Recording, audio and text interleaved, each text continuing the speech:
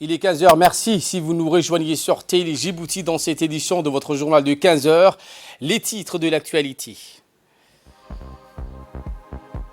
Le chef de l'État, Ismail Marguerite, a adressé un message de félicitations à son homologue allemand, Frank-Walter Steinmeier.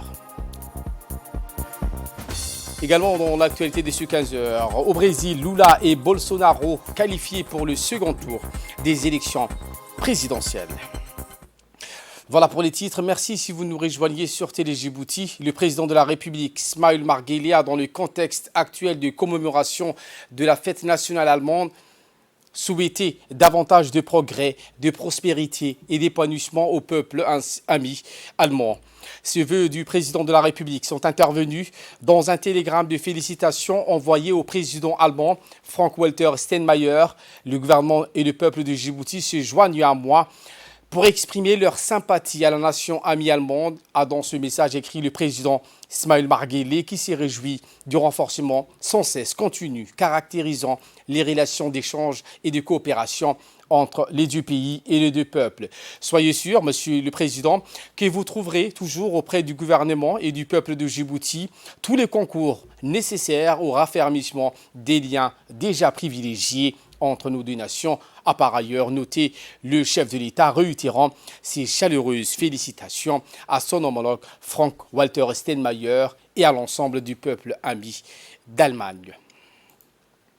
Également dans l'actualité de ce 15 heures, le ministre de l'Intérieur, Saïd Hassan, et son collègue du travail chargé de la formalisation et de la protection sociale, Omar Abdi Saïd, donc de formation d'une durée de 8 mois, avait pour but de renforcer les capacités des officiers et des agents de l'état civil en vue de moderniser les documents d'identité dans le cadre du processus de transformation numérique entreprise par notre pays. Mise en place par la Direction générale de la population et de la famille. Cette action s'inscrit dans le cadre de la formation des agents de l'État pour améliorer les performances des institutions publiques. Un cursus qui a été mis en place par plusieurs responsables. Cette cérémonie donc a réuni sur place plusieurs ministres, dont le ministre de la décentralisation, M. Qasim Haroun Ali, le directeur général de la population, Ahmed Omar Jama, le directeur général de l'INAP, Charmarke Idriss, la représentante adjointe de l'UNICEF, les préfets et les présidents des conseils régionaux des 5 régions de l'intérieur. Particulièrement, les actes de naissance sont remis dans les délais aux bénéficiaires. C'est dans ce cadre que nous sommes réunis pour ce jour, remettre leurs certificats aux agences qui ont suivi une formation théorique et pratique pendant 6 mois auprès de l'Institut national de l'administration publique. Écoutons à présent le ministre délégué à la décentralisation, M. Qasim Haroun Ali. L'événement constitue le moment fort de la formation qualifiante dispensée par des formateurs spécialisés en gestion d'état civil du 2 janvier au 28 juillet 2022 à l'INAP.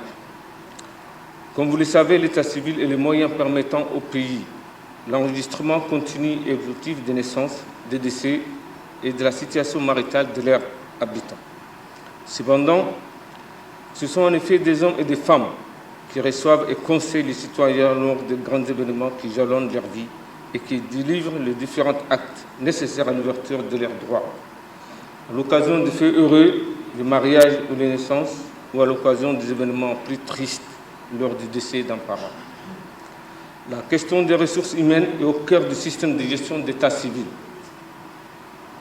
car ce sont toujours des hommes et des femmes qui contrôlent, transmettent, centralisent et analysent les données, produites essentiellement dans l'élaboration de politiques de développement. C'est pourquoi, à l'heure actuelle, les services d'état civil du pays se voient renforcés de 37 lauréats. À travers les différents modules de droit civil enseignés, les participants auront beaucoup appris tout à la fois du bon fonctionnement de l'état civil, de l'intérêt d'enregistrer systématiquement les faits de la vie, du droit auquel ils sont rattachés. Mesdames et messieurs, il convient d'insister sur le fait qu'un système d'enregistrement inadapté rend invisibles les populations les plus pauvres, habitant dans des zones rurales, ce qui en retour limite leur accès aux services socio-économique dans le pays. Le ministre de l'Intérieur, M. Saïd Nour Hassan, s'est exprimé en ces termes. C'est avec un plaisir que je me trouve aujourd'hui parmi vous pour participer à cette cérémonie de remise de certificats en gestion de l'état civil qui a été mise en place en collaboration avec le ministère du Travail chargé de la formalisation et de la protection sociale.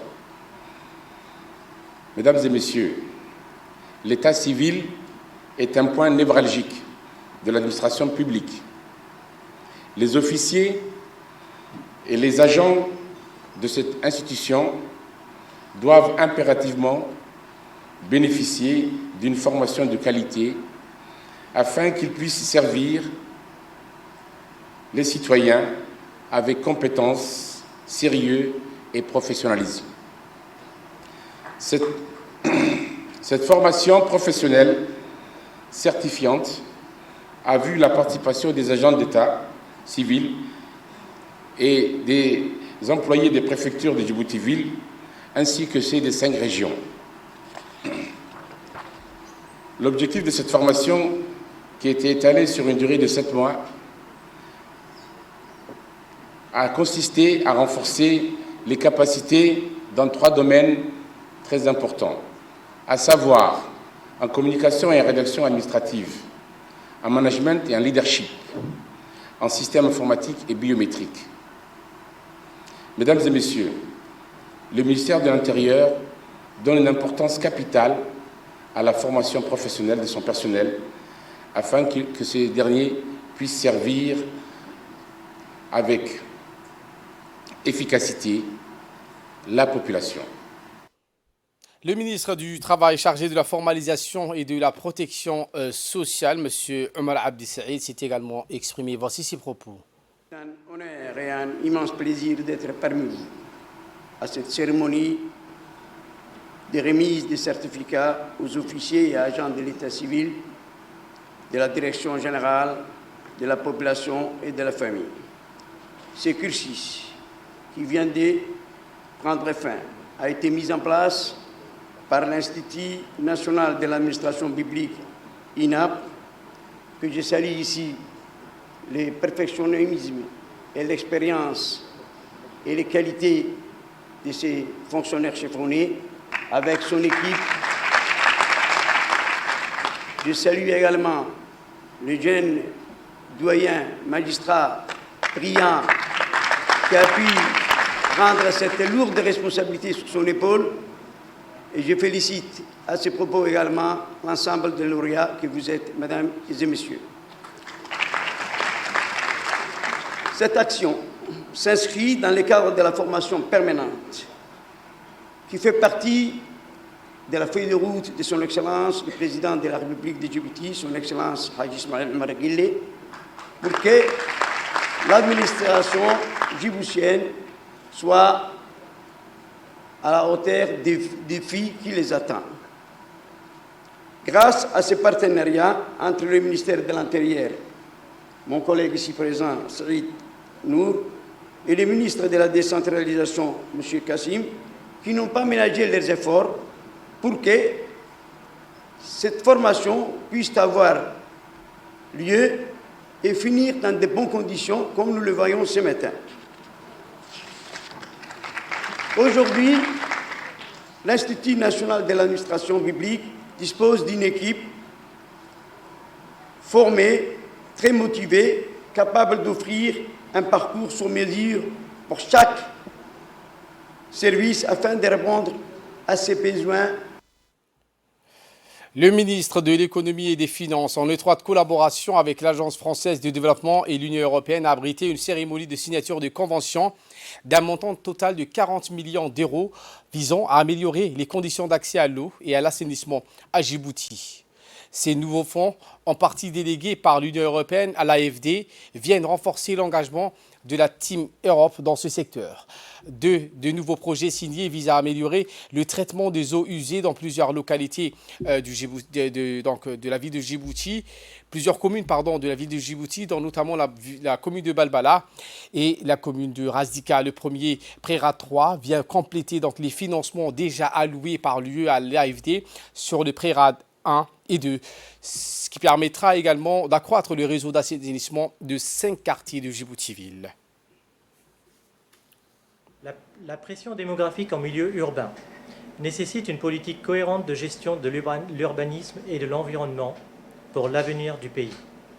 Ce secteur est d'ailleurs au cœur des objectifs identifiés dans Djibouti ICI, qui est le deuxième plan national de développement 2020-2024, qui s'inscrit dans la vision Djibouti 2035 du président de la République de Djibouti. Et pour sa part, le ministre de l'économie et des finances chargé de l'industrie, Ilyas Moussa Dawale, a indiqué que l'État a donc lancé des projets de mobilisation de ressources en eau alternatives qui ont augmenté de manière significative les volumes d'eau potable distribués. Ces nouveaux projets, a-t-il indiqué, visent à accompagner l'Office national de l'eau et de l'assainissement de Djibouti, l'ONEAD. Voici ses propos. Nous avons connu plusieurs conséquences, tant sur le plan de la sécheresse que sur le plan des inondations. Mais parallèlement, en raison du niveau de certains anciens quartiers par rapport à la mer, les conditions d'assainissement de l'eau usée sont devenues également extrêmement fragiles et très difficiles. Ça fait partie du programme d'adaptation climatique, mais surtout de bien-être pour la population djiboutienne engagée par le gouvernement de Djibouti, en collaboration avec des partenaires comme l'Union européenne et la France, qui sont très actifs, qui sont les principaux intervenants dans ce secteur. Nous souhaitons aller de l'avant pour compléter la station d'épuration d'eau usée de Douda. Nous sommes en train de développer une deuxième station pour Balbala Sud, c'est-à-dire tous les quartiers où Djibouti va se développer, y compris l'université. Mais nous souhaitons également l'acheminement de ces eaux usées vers ces centres d'épuration.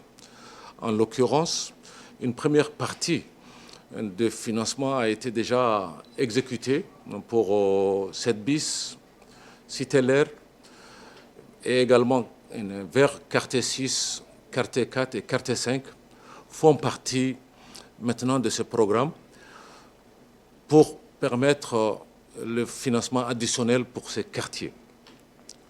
Ces quartiers, une fois complétés, nous aurons de meilleures conditions de bien-être. Nous comptons également travailler très sérieusement sur d'autres quartiers. On sait que le besoin en termes de financement pour l'assainissement est très important par rapport à ces 40 millions.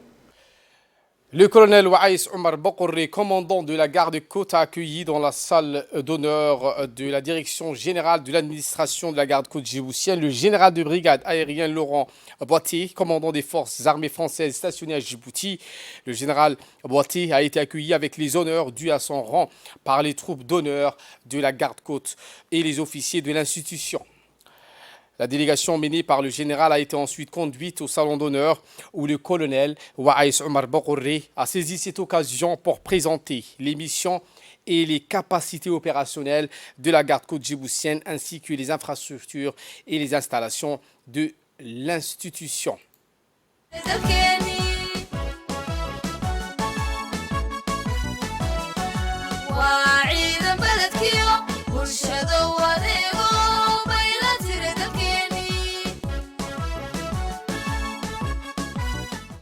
La délégation menée par le général a été ensuite conduite par le colonel Waïs Omar Bokoré. À la fin de la présentation, une riche discussion s'est établie entre les deux parties qui ont soulevé des points d'intérêt commun dans le domaine de la sécurité et de la sûreté. de la mer Rouge et du détroit de Bab el-Mandeb, ainsi que le voisin moyen de renforcer la coopération et la collaboration entre les deux institutions, le cadre des relations d'amitié de longue date entre Djibouti et la France. La visite s'est poursuivie avec une présentation des grands patrouilleurs que la garde-côte djiboutienne utilise dans le cadre de ses missions de patrouille de surveillance du domaine maritime djiboutien.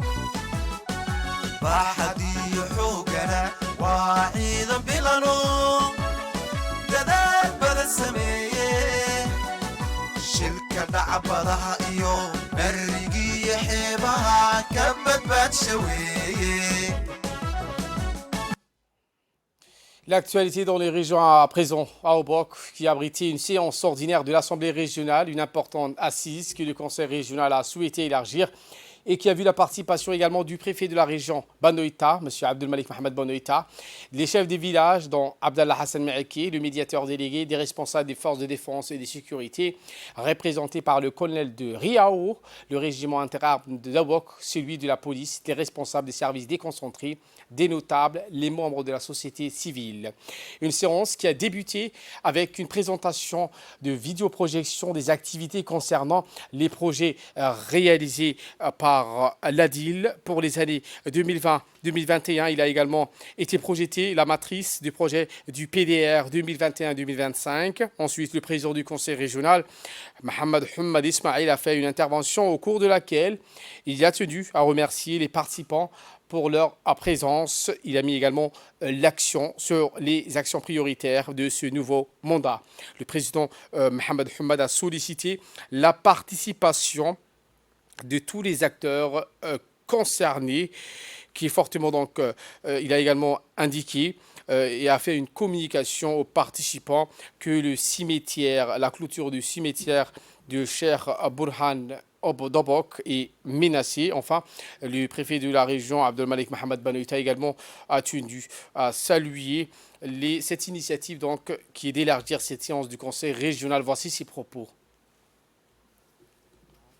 L'implication et le leadership du président du conseil régional, parce que sa volonté plutôt d'associer les différents partenaires, que ce soit des partenaires onisiens, que ce soit les services déconcentrés de l'État, que ce soit les hauts responsables de sécurité au niveau de la région d'Obok.